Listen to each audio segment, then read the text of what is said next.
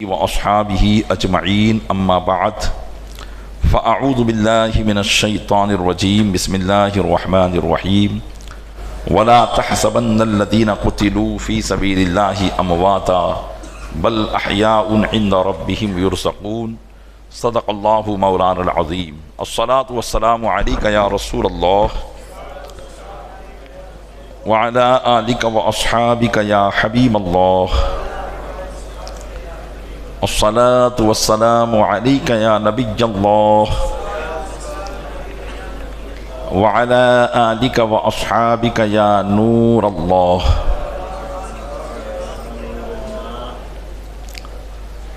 بعد تراویح تاریخ اسلام کا عظیم باب غزوہ بدر کے تعلق سے درس جاری و ساری ہے، سماعت فرمائیں۔ گزشتہ کل آپ حضرات نے سماعت کیا کہ نبی کریم رؤوف الرحیم علیہ الصلاۃ والتسلیم اپنے جانثار صحابہ سے مشورہ فرما کر بات یہ طے پائی کہ جنگ احد یہ مدینے میں رہ کر نہیں بلکہ مدینے سے باہر جہاں مشرکین پڑاؤ ڈالے ہوئے تھے میدان احد میں یہ وقوع پذیر ہوگی۔ جمعہ کا دن تھا، مشورے کے بعد عصر اور مغرب کی نماز نبی کریم صلی اللہ علیہ وسلم نے مسجد نبوی شریف ہی میں ادا فرمائی، اور پھر رات ہی میں عشاء کے وقت اپنے جانثار صحابہ کو لے کر میدان احد کی طرف رواں دوا ہوئے۔ جب مقام ثنیہ پر پہنچے، یعنی یہ وہ جگہ تھی جہاں سے اہل مدینہ اپنے قافلوں کو رخصت کرتے تھے یا آنے والے قافلوں کا جہاں پر استقبال کیا کرتے تھے، تو نبی کریم صلی اللہ تعالیٰ علیہ وسلم نے وہاں پڑاؤ ڈال دیا، اور چونکہ جنگ کا اعلان سن کر اللہ عز و جل کی راہ میں جہاد کی خبر سن کر بڑی عمر کے صحابہ کے ساتھ کچھ وہ چھوٹے عمر کے صحابہ کہ جس عمر کے لوگوں کو ہمارے معاشرے میں تو بچہ ہی کہا جاتا ہے، 14 سال یا اس سے بھی کم عمر، ظاہر سی بات ہے آج کے زمانے کے 14 سال کا بچہ اسے نہ تو دین کی سمجھ ہوتی ہے نہ کوئی شعور ہوتا ہے، لیکن اللہ کے محبوب صلی اللہ تعالیٰ علیہ وسلم کے جانثار صحابہ کے گھر میں پلنے والے یہ نیک اور صالح فرزندان اسلام جن کی عمر 14 سال یا اس سے بھی کم ہے، تقریباً 17 صحابہ اکرام اس جنگ میں شریک ہو گئے تھے۔ نبی کریم صلی اللہ تعالیٰ علیہ وسلم نے اب یہاں پر جو کم عمر تھے ان کو چھانٹنا شروع کیا اور ان کو دعائیں دے کر ان کو واپس مدینے کی طرف روانہ کیا کہ ابھی تمہاری عمر یہ نہیں ہے، تم واپس مدینے کی طرف پہنچ جاؤ۔ انہی میں ایک صحابی رسول تھے حضرت سعید بن حطبہ رضی اللہ تعالیٰ عنہ، ان کی عمر بھی 14 سال کی تھی۔ اللہ کے محبوب صلی اللہ تعالیٰ علیہ وسلم نے ان کو بھی پلٹ جانے کے لیے حکم دیا۔ حضرت سعید بن حطبہ جنگ احد میں تو شرکت نہیں کر پائے، نبی کریم صلی اللہ علیہ وسلم کے فرمان پر آپ واپس پلٹ گئے، لیکن جنگ خندق میں آپ نے شرکت کی، جو مشرکین سے آخری جنگ تھی۔ اس جنگ خندق میں آپ نے شرکت کی اور 9 عمری میں وہ جوہر دکھائے کہ اللہ کے محبوب صلی اللہ علیہ وسلم ان کی جانبازی اور ان کی بہادری کو دیکھ کر خوش ہوئے، اور آپ نے ان کو اپنی بارگاہ میں بلایا، حضرت سعید بن عتبہ کو، اور ان کو دعائیں دی اور ارشاد فرمایا کہ اللہ تبارک و تعالیٰ تمہاری نسل میں برکتیں عطا فرمائے۔ تو مفسرین فرماتے ہیں کہ نبی کریم صلی اللہ علیہ وسلم کی دعا کا یہ اثر تھا کہ وہ 40 بھتیجوں کے چچا تھے، 40 بھائیوں کے بھائی تھے، اور 20 بچوں کے باپ تھے۔ اللہ کے محبوب صلی اللہ تعالیٰ علیہ وسلم کی دعا کا یہ اثر ہوا، اور عالم اسلام کی مشہور شخصیت، فقہ حنفی کے معتبر عالم دین، مجتہد اسلام اور اسلام کے پہلے قاضی القضات، حضرت امام یعقوب المعروف حضرت امام ابو یوسف رحمۃ اللہ تعالی علیہ، یہ انہی صحابی رسول کی اولاد میں سے تھے۔ یہ نبی کریم صلی اللہ علیہ وسلم کی دعا کا اثر تھا۔ دیکھیے اس زمانے میں کثرت اولاد پر فخر کیا جاتا تھا، تو کوئی یہ نہ سمجھے کہ یہ کیسی دعا دے دی کہ اتنے بچے، کہ 20 اولاد، لیکن وہ اولاد جو اپنے ماں باپ کی فرما بردار ہو اور جس کی زندگی کا مقصد ہی یہ ہو کہ اللہ کے دین کی خدمت کرنا، تو پھر یہ 20 بھی کم ہیں۔ اور صحابہ کرام علیہم الرضوان کثرت اولاد پر فخر اس لیے کرتے تھے کہ جتنی اولاد ہوں گی اتنا ہی زیادہ ان کے ذریعے دین کا کام ہوگا، اور اتنا ہی زیادہ اللہ تبارک و تعالیٰ کا ہم پر فضل نازل ہوگا۔ تو یہ ان کی سوچ تھی۔ ہماری سوچ بالکل اس سے مختلف ہے۔ ہماری سوچ بسا اوقات یہ ہے کہ 2-3 بچے بھی ہیں تب بھی ہمیں یہ فکر نہیں ہوتی کہ ان میں سے کسی کو دین کے لیے وقف کیا جائے۔ بائی چانس اگر کسی کی فکر ہوتی بھی ہے تو ان میں جو سب سے شرارتی کن ذہن بچہ ہوتا ہے اس کو دین کے لیے مدرسے میں بھیج دیتے ہیں۔ دیکھیے ہماری سوچ اور ان کی سوچ میں کتنا فرق تھا۔ ان کا مقصد حیات صرف اور صرف دین کی بقا تھا۔ وہ دین کے لیے پیدا ہوتے تھے، دین کے لیے زندہ رہتے تھے، اور دین کے لیے ہی موت پاتے تھے۔ اور ہمارا مقصد، اگر ہم لڑکے کی خواہش کرتے ہیں تو مقصد یہ ہوتا ہے کہ میرے مرنے کے بعد کاروبار کون سنبھالے گا، میرے بوڑھا ہو جانے کے بعد دھندا کون سنبھالے گا۔ تو پیدائش بھی ہماری دنیا کے لیے ہے، زندگی بھی دنیا کے لیے ہے، اور موت بھی ہماری دنیا کے لیے ہے۔ یہی وجہ ہے کہ آج مسلمان بزدل ہوتا چلا جا رہا ہے، اس لیے کہ اس کی ساری توجہ زندگی اور مال کی طرف متوجہ ہے۔ اور اس زمانے کے مسلمان وہ تھے کہ جن کی توجہ نہ تو مال کی طرف تھی نہ زندگی کی طرف تھی۔ وہ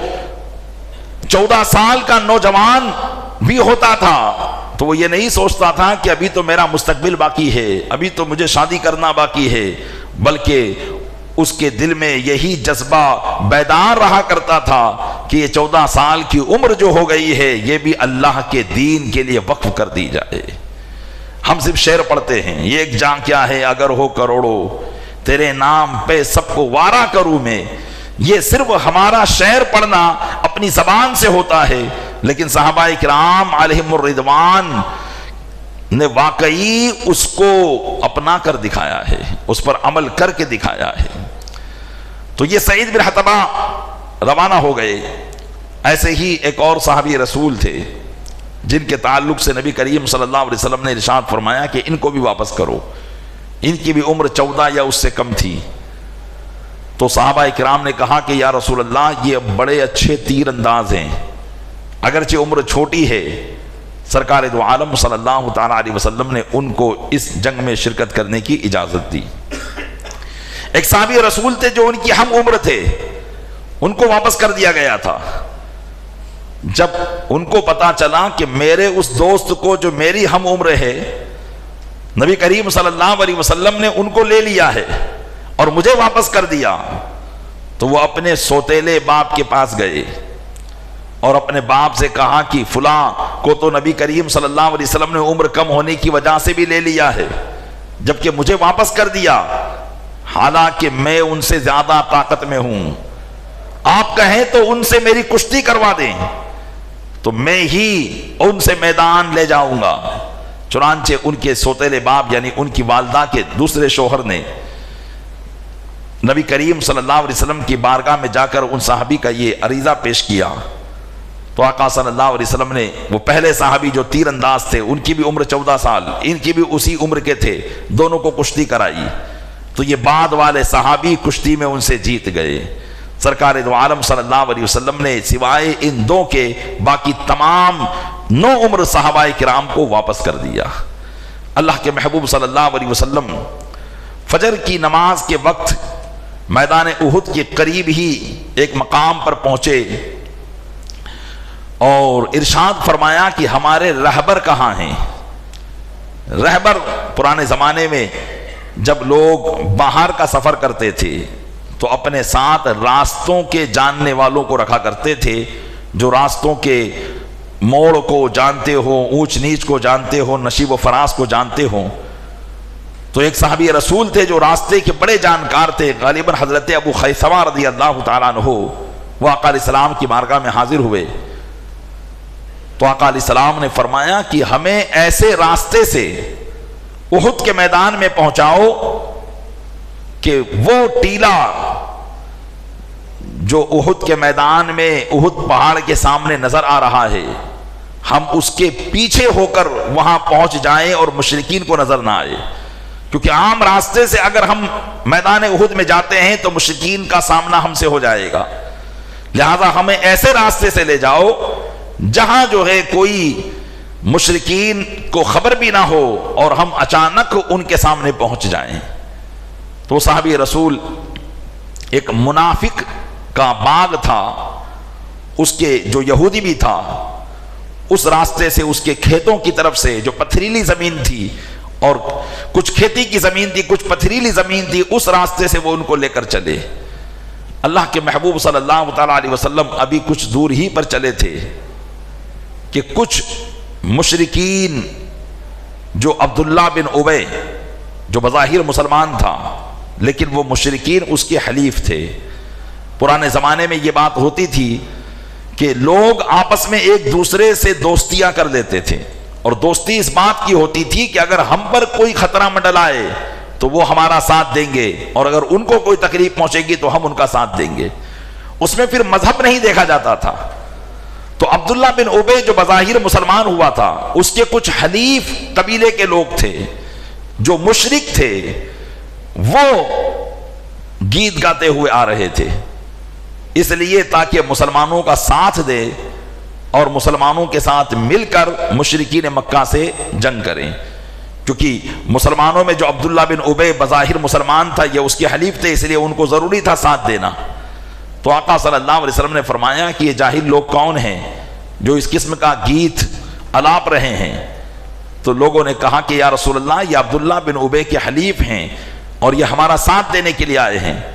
نبی کریم صلی اللہ علیہ وسلم نے ارشاد فرمایا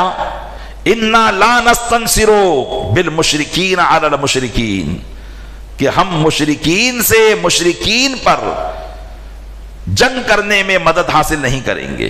کیونکہ یہ جنگ ہماری مشرکین سے ہے اور یہ بھی مشرکین ہیں، اس لیے ہم ان کو اپنے ساتھ نہیں ملائیں گے، ہم اپنے مذہب کی جنگ خود لڑیں گے۔ نبی کریم صلی اللہ علیہ وسلم نے ان کو واپس کر دیا۔ تھوڑا اور آگے بڑھے تو عبداللہ بن ابی منافق اپنے 300 ساتھیوں کو لے کر مسلمانوں سے الگ ہو گیا، اور وہ اسی پلاننگ میں تھا۔ اس کو ملا کر مسلمانوں کی تعداد 1000 تھی، 1000 تھی، لیکن عبداللہ بن ابی نے کہا کہ محمد صلی اللہ تعالیٰ علیہ وسلم نے ہماری بات نہیں مانی، جبکہ ہم قوم کے اندر بڑے ہیں، لیڈر ہیں قوم کے، بچوں کی بات مان کر یہ مدینے سے باہر آ گئے اور جنگ کرنے کے لیے باہر نکل گئے ہیں۔ اپنے آپ کو انہوں نے ہلاکت میں ڈھکیل دیا ہے۔ مشرکین کا 3000 کا لشکر ہمارے سامنے موجود ہے، اور ہماری 1000 کی تعداد ان کے سامنے کیا رنگ دکھا سکتی ہے؟ اس لیے اس نے کہا کہ میں تو ان باتوں کی طرف اب توجہ نہیں دوں گا، میرے ساتھیوں کو لے کر میں تو واپس پلٹ رہا ہوں۔ اس طرح 300 ساتھیوں کو وہ لے کر جو منافقین تھے واپس پلٹ گیا، اور یہ سوچا اس نے کہ مسلمان دھیرے دھیرے جب ان کے حوصلے ٹوٹیں گے تو وہ میرے پیچھے پیچھے آ جائیں گے، لیکن ایسا ہو سکتا تھا نہ ایسا ہوا۔ حالانکہ ایک صحابی رسول جن کا نام بھی عبداللہ تھا، اور یہ عبداللہ بن ابے کے ہم قوم تھے، تو وہ اس کے پاس آئے اور عبداللہ بن ابے کو سمجھایا کہ تو یہ کیا کر رہا ہے؟ ایسے موقع پر اللہ کے محبوب کا ساتھ چھوڑ رہا ہے جبکہ سامنے ایک لشکر جرار مدینے کی بستی کو اجاڑنے پر تلا ہوا ہے اور اپنا پچھلا بدلہ لینے پر اڑا ہوا ہے۔ ان کے پاس ہتھیاروں کی کثرت بھی ہے، تیر انداز بھی ہیں، گھوڑ سوار بھی ہیں، ہر قسم کے جنگی آلات ان کے پاس موجود ہیں، طاقت و قوت ان کے پاس موجود ہے۔ ایسے موقع پر تو اللہ کے محبوب کو چھوڑ کر جائے گا، لیکن عبداللہ بن ابے اپنے اسی نفاق پر اڑا رہا، اور ذرہ برابر اس نے ان صحابی رسول کی جو اس کی برادری کے تھے، جو سمجھا رہے تھے اس کو، بات نہ مانی۔ تو صحابی رسول کو غصہ آیا اور ارشاد فرمایا کہ عبداللہ تو جاتا ہے تو چلا جا، اللہ تعالیٰ ان قریب اپنے محبوب کو تیری مدد سے بے نیاز کر دے گا، تیری مدد کی ان کو ضرورت نہیں پڑے گی، اللہ تبارک و تعالیٰ ان قریب تیری مدد سے انہیں بے نیاز کر دے گا۔ چنانچہ قرآن کی آیت کریمہ ان صحابی رسول کے قول کے مطابق نازل ہوئی اور ارشاد فرمایا کہ اللہ تبارک و تعالیٰ تو یہی چاہتا ہے کہ پاکیزہ لوگوں سے خبیث لوگوں کو جدا کر دیا جائے۔ مقصد یہی ہے، آزمائش کے وقت ایمان کی جانچ ہوتی ہے، پڑتال ہوتی ہے، مصیبتوں کے وقت ایمان کی جانچ ہوتی ہے۔ جو کامل الایمان ہوتا ہے وہ اپنے ایمان پر ڈٹا رہتا ہے۔ عیش و آرام میں تو سبھی تعریفیں کرتے ہیں، سبھی شکر ادا کرتے ہیں، حقیقت تو یہی ہے کہ جب مصیبت آئے بندہ اس بات پر اڑا رہے اور اپنے ایمان کامل پر اڑا رہے تو پھر اللہ تبارک و تعالیٰ کی مدد اس کے شامل حال ہوا کرتی ہے۔ پیارے اسلامی بھائیو، یقیناً آج کے زمانے میں بھی ہمیں اسی طریقے کا حوصلہ اور اسی طریقے سے اپنے ایمان پر اعتماد ضروری ہے۔ آج مسلمانوں کا اعتماد ختم ہوتا چلا جا رہا ہے، مسلمان اپنے آپ کو مسلمان کہنے میں شرما رہا ہے، مسلمان اپنے آپ کو یہ سامنے والے کو باور کرانے میں جھجک محسوس کرتا ہے کہ میں مسلمان ہوں۔ یہ اس کے ایمان کی کمزوری ہے، اور یہی وجہ ہے کہ ذرا سی بات میں ہمارے دل میں خوف و خشیت پیدا ہو جاتی ہے، ہم ڈر جاتے ہیں، کانپ جاتے ہیں۔ یہی وجہ ہے کہ ظالمین کا ظلم ہم پر بڑھتا چلا جا رہا ہے۔ ایک مسلمان کے لیے ضروری ہے کہ وہ اپنے ایمان پر ثابت قدم رہے، اللہ کی بارگاہ میں دعا کرتا رہے، ربنا افرغ علینا صبرا وثبت اقدامنا، اے رب ہم پر صبر اڈیل دے اور ہمیں میدان میں ثابت قدمی عطا فرما۔ ایک مسلمان کے لیے آج کے زمانے میں پیارے اسلامی بھائیوں ہم اسی موڑ پر کھڑے ہوئے ہیں۔ صحابہ کرام کی داستان کو سنیے، اور کس خطرناک موقع پر وہ اپنے ایمان پر کس طریقے سے ڈٹ کر رہے، اور کیسے انہوں نے ایمان کے معاملے میں ذرہ برابر بھی کوئی رائے پسند نہ کی، اور اگرچہ مصیبت کا سامنا تھا، موت سر پر منڈلا رہی تھی، اس کے باوجود بھی وہ ایمان سے بال کی نوک کے برابر نہ پھرے، تو اللہ کی مدد ان کے لیے نازل ہوئی۔ تو اللہ کی مدد کے لیے ہمیں پیش قدمی کرنا ہوگی، تب اللہ کی مدد نازل ہوتی ہے۔ اللہ تعالیٰ اپنے محبوب صلی اللہ علیہ وسلم کے صدقے میں ان تمام باتوں پر عمل کرنے کی توفیق عطا فرمائے۔ ٹائم زیادہ ہو رہا ہے، انشاءاللہ سوال جواب کل انشاءاللہ کریں گے۔